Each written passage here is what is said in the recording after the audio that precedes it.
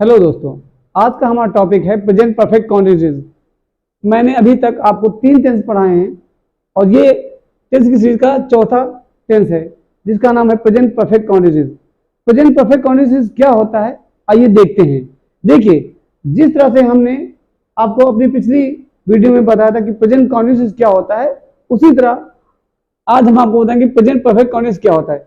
देखिए, present continuous tense और present perfect continuous की सिमिलरिटी सेम होती है, इनकी आइडेंटिटी सेम होती है। रहा है, रही है, रहे हैं, रहा हूं आदि शब्द इन वाक्यों के अंत में आता है।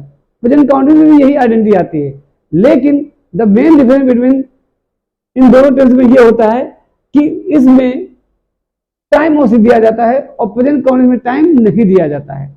और ये जो टाइम होता है ये हमारा दो प्रकार का है, डेफिनेट होता है और इनडेफिनिट टाइम होता है। डेफिनेट और इनडेफिनिट टाइम क्या होता है ये हम आपको आगे बताएंगे, लेकिन हम सीखते हैं कि इसमें हेल्पिंग वर्ब क्या लगाते हैं। देखिए, नोट, जब इस वाक्य की बात करते हैं, अगर सब्जेक्ट आपका ही होगा, सी होगा, इट होगा और नेम होता है तो इसके साथ हम हेल्पिंग वर्ब हैज बीन लगाते हैं और वर्ब की first form plus ING, verb की फर्स्ट फॉर्म प्लस आईएनजी को हम प्रेजेंट पार्टिसिपल भी कहते हैं। और इसके बाद हमारा ऑब्जेक्ट आएगा, इसके बाद सिंस या फॉर, उसके बाद time, day, month, year, whatever जो कुछ भी होता है उसके साथ आ जाता है। इसी तरह अगर हमारा सब्जेक्ट आई होगा, वी होगा, यू होगा, दे होगा तो इसके साथ हैव बीन, वर्ब की first form ING plus object, उसके बाद सिंस या फॉर आता है।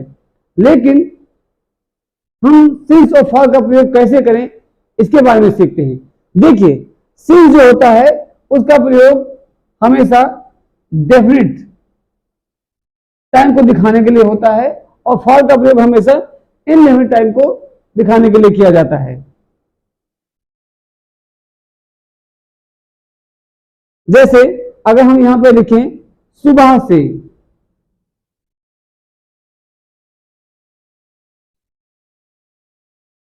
तो हम इसके लिए लिखेंगे सिंस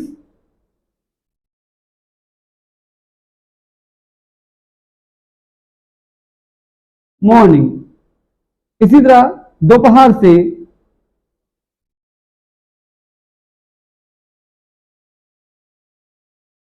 सिंस आफ्टरनून।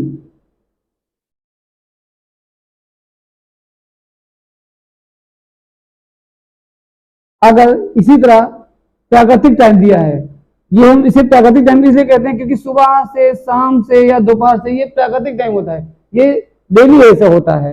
अब अगर यहां पे लिखा है 15 अगस्त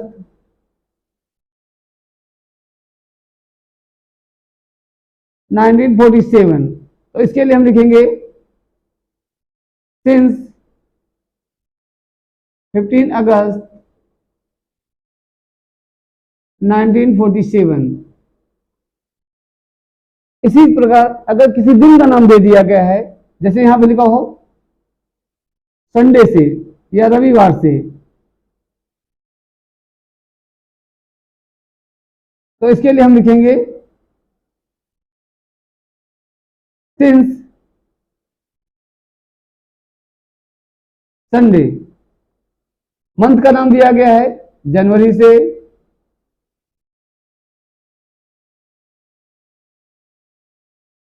सिंस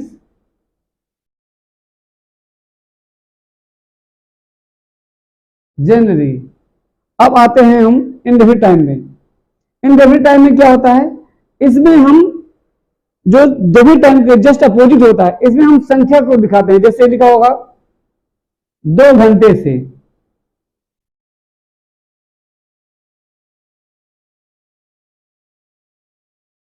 फॉर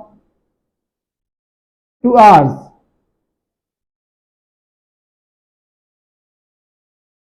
4 दिन से,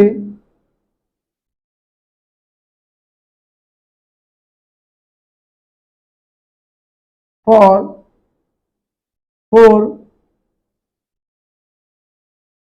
days, 3 साल से,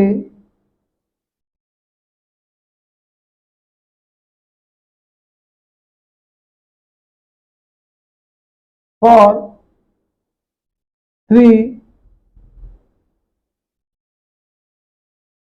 years।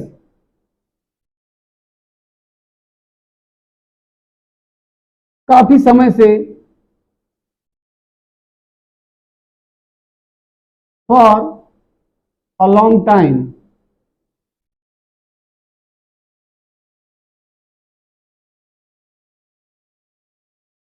इस प्रकार डेफिनिट टाइम में हम सिंस का प्रयोग करते हैं, इनडेफिनिट टाइम में हम फॉर का प्रयोग करते हैं।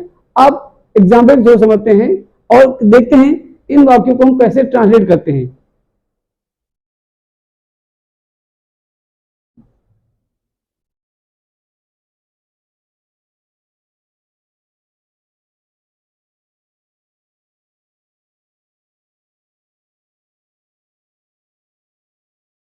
यहां पे सेंटेंस लिखा हुआ है, मैं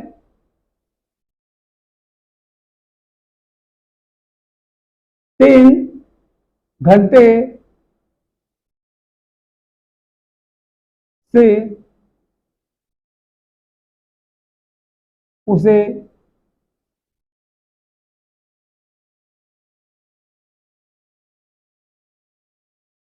पढ़ा रहा हूं। मैं उसे 3 घंटे से पढ़ा रहा हूं। आप देख सकते हैं यहां पे जो हमारा सब्जेक्ट है वो प्लूरल नंबर में है, जिसके लिए हम हमेशा हैव बीन का प्रयोग करते हैं। आई हैव बीन टीचिंग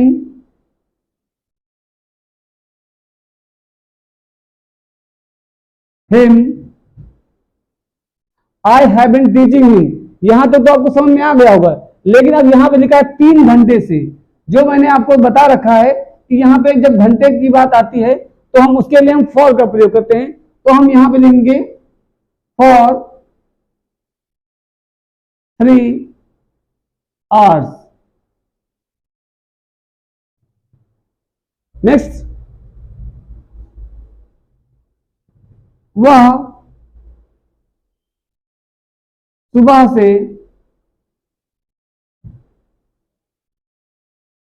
पढ़ रही है।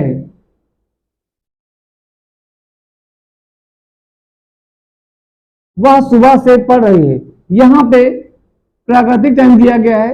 प्राकृतिक टाइम का मतलब ये नेचुरली होता ही है, सुबह शाम दोपहर आधी रात, ये नेचुरल टाइम है। ऐसे वाक्यों में सबसे पहले हम सब्जेक्ट लिखेंगे, सी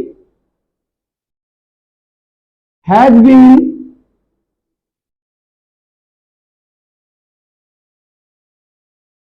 reading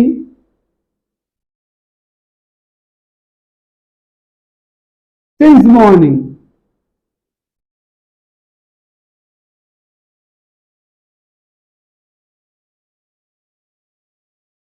C has been reading since morning. देख सकते हैं आप कि यहां पे सब्जेक्ट हमारा प्लूरल नंबर है और यहां पे हमारा सब्जेक्ट सिंगुलर नंबर है, और सब्जेक्ट के अकॉर्डिंग ही हैव बीन वर्ब का प्रयोग किया जाता है। अगर सब्जेक्ट हमारा सिंगुलर नंबर है तो हैज बीन, अगर सब्जेक्ट हमारा प्लूरल नंबर है तो हम हैव बीन का प्रयोग करते हैं। अब देखते हैं हम ऐसे ही निगेटिव कैसे बना सकते हैं।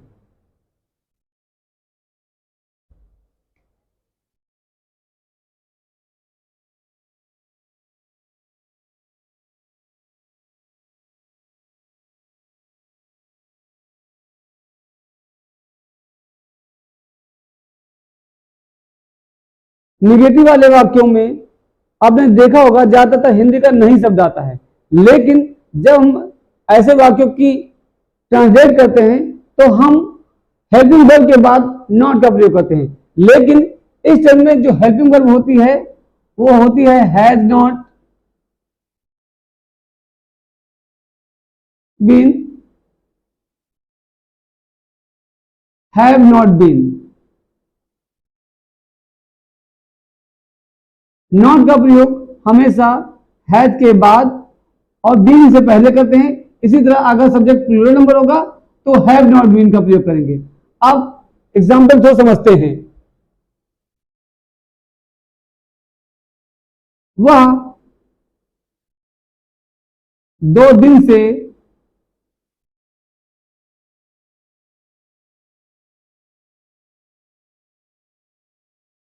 कुछ नहीं खा रहा है।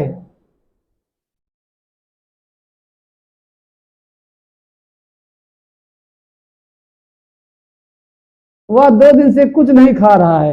आप देख सकते हैं यहां पे सब्जेक्ट वह लिखा है। अब जब हम ऐसे वाक्य का ट्रांसलेट करेंगे तो सबसे पहले हम वह को लिखे, इसके लिखेंगे हम ही, उसके बाद हैज नॉट,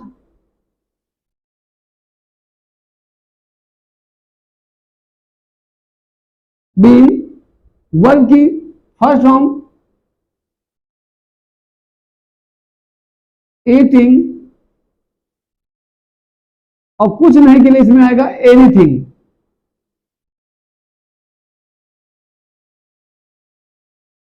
अब यहां पे टाइम दिया है जो कि इंडेफिनिट है, क्योंकि यहां पे लिखा है 2 दिन से। इसके लिए लिखेंगे हम for 2 days। He has not been eating anything for 2 days। Next sentence है वे यहां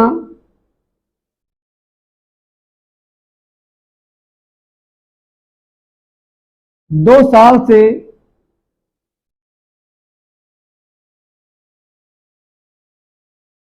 नहीं रह रहे हैं।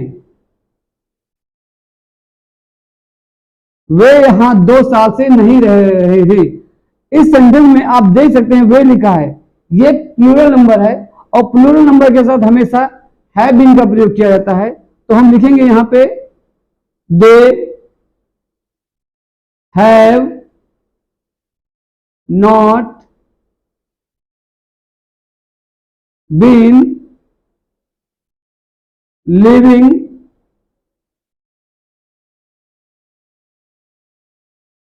हियर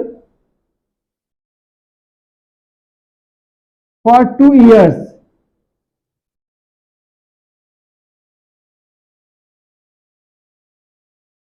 थर्ड सेंटेंस है आज सुबह से बारिश नहीं हो रही है। हम आपको ट्रांसलेट करके दिखाते हैं, हिंदी तो आप समझ सकते हैं। It has not been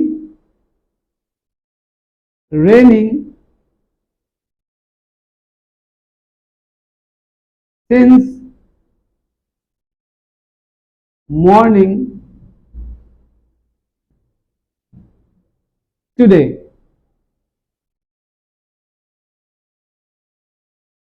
It has not been raining since morning today। अब आगे देखते हैं।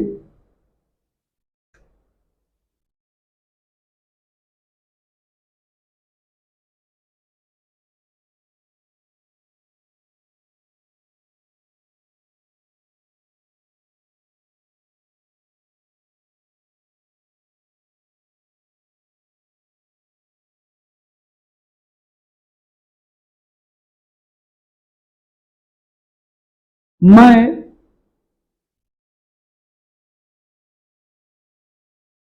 3 साल से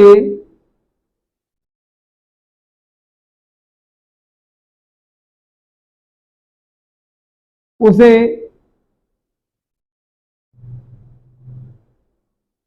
नहीं पढ़ा रहा हूं।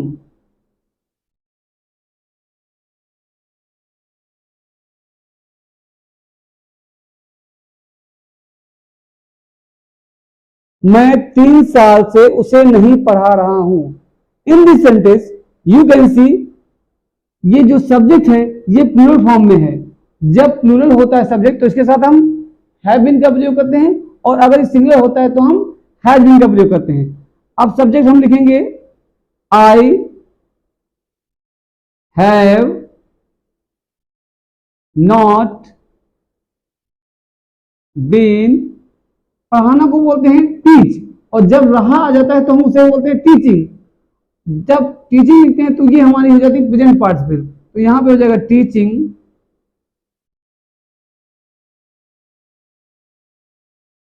हिम।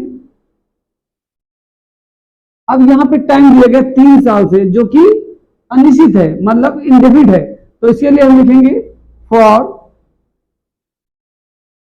3 years।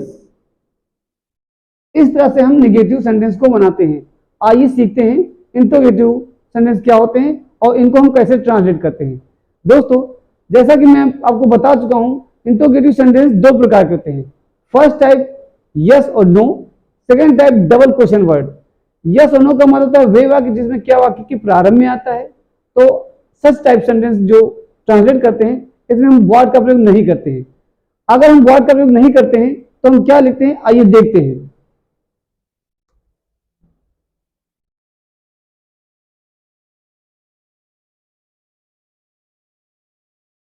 यदि क्या वाक्य के प्रारंभ में आए तो याद रखिएगा हमेशा उस टेंस की हेल्पिंग वर्ब को इन द बिगिनिंग लिखेंगे, उसके बाद सब्जेक्ट आता है।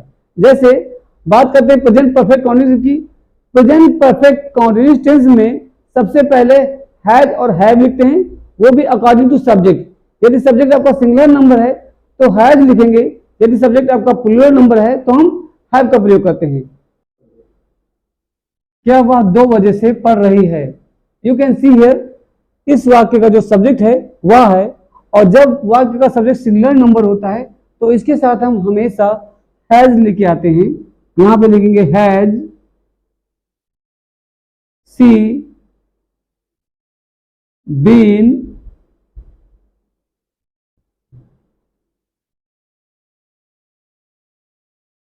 स्लीपिंग। अब यहां पे लिखा 2 बजे से, 2 बजे से ये डेफिनिट टाइम होता है और डेफिनिट टाइम के लिए हम लिखेंगे सिंस 2 o'clock।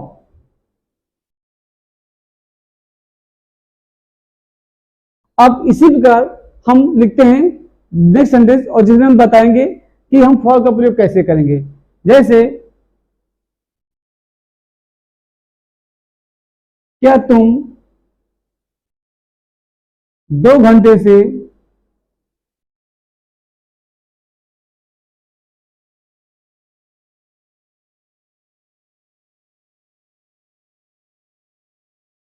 प्रिया को पढ़ा रहे हो?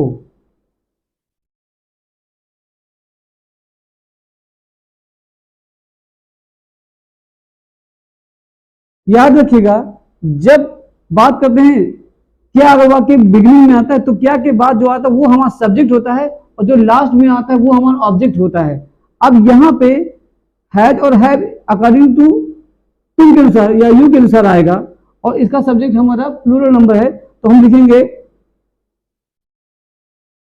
Have you been teaching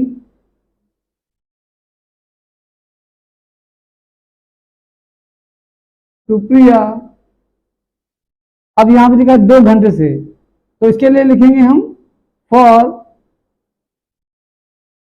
2 hours and question mark. इस तरह से हम फर्स्ट टाइप के इंट्रोगेटिव सेंटेंस बनाते हैं। आइए अब सीखते हैं second type interrogative sentence. Second type interrogative sentence क्या होते हैं सीखते हैं।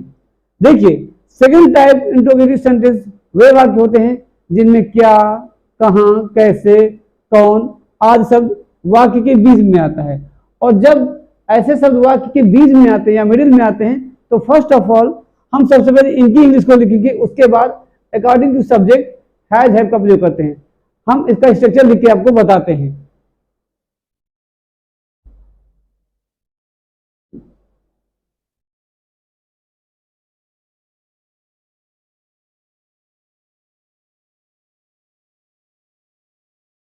याद रखिए जब सेकंड टाइप का इंट्रोगेटिव सेंटेंस होता है तो उसमें हम केवल क्वेश्चन वर्ड बिगिनिंग में लिखते हैं, उसके बाद हैज और हैव ये कॉमन होता है, बाकी remaining part same first type का ही होता है, और लास्ट में हम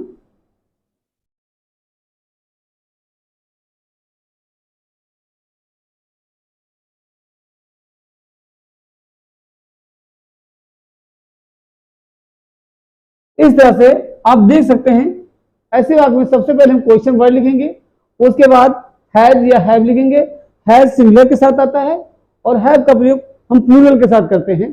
फिर सब्जेक्ट आएगा, फिर बीन, वर्ब की first form ING, then object, उसके बाद since, for, date, time, month, ये अकॉर्डिंग टू सेंटेंस ही आते हैं। अब एग्जांपल को समझते हैं।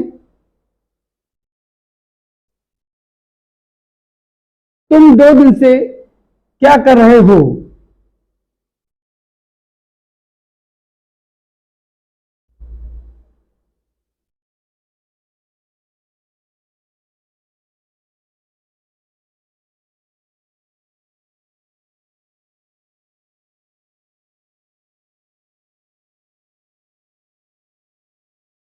तुम 2 दिन से क्या कर रहे हो?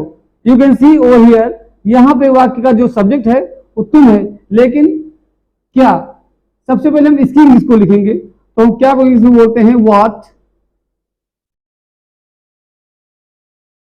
अब सब्जेक्ट हमारा प्लूरल नंबर है, तो इसके साथ हम लिखेंगे have. What have you been doing. अब यहां पे इंडेफिनिट टाइम है, और जब इंडेफिनिट टाइम होता है तो इसके लिए हम लिखते हैं for. For 2 days। Next sentence है अमित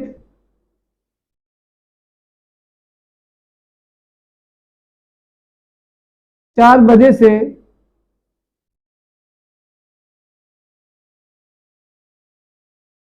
क्या पढ़ रहा है? अमित 4 बजे से क्या पढ़ रहा है? यहां पे सबसे पहले अमित को लिखेंगे, सॉरी क्वेश्चन वर्ड है तो इसमें यहां पे हम लिखेंगे सबसे पहले व्हाट। व्हाट, सब्जेक्ट अमित है तो इसके लिए हम लिखेंगे हैज अमित